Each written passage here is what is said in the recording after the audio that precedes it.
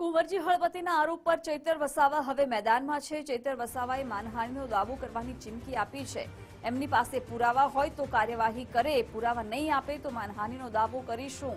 ગૃહમાં ભ્રષ્ટાચારનો મુદ્દો ઉઠાવ્યો તે એમને નથી ગમ્યું। કુંવરજી હળપતિની વીર એન્ટરપ્રાઇઝમાં મોટું કૌભાંડ ચાલી રહ્યું છે। તપાસ થાય તો 2000 થી 2500 કરોડનું કૌભાંડ સામે આવે। મંત્રી કુંવરજી હળપતિએ ચૈતર વસાવાને ચીટર કહ્યા હતા।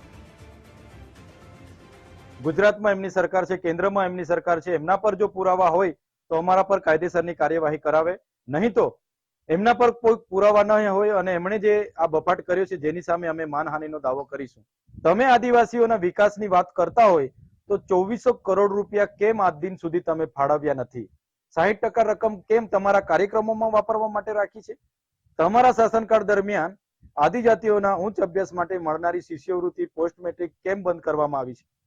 નર્મદા, ઉકાઈ અને કાકરાપાડના વિસ્થાપિતોને આજ દિન સુધી વળતર નથી મળ્યું।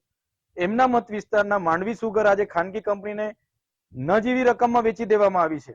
ત્યાં કેમ કુંવરજીભાઈ બોલતા નથી? એટલે માત્ર ને માત્ર અમે વિધાનસભા ગૃહમાં ટ્રાયબલ સપ્લાયઓમાં થયેલા તપાસની માંગ કરી। આજે વાલોડ, સોનગઢ અને માંડવીમાં તપાસ ચાલુ થઈ છે, જેનાથી અકળાઈને કુંવરજીભાઈ આ નિવેદન કર્યું હશે એવું હું માનું છું।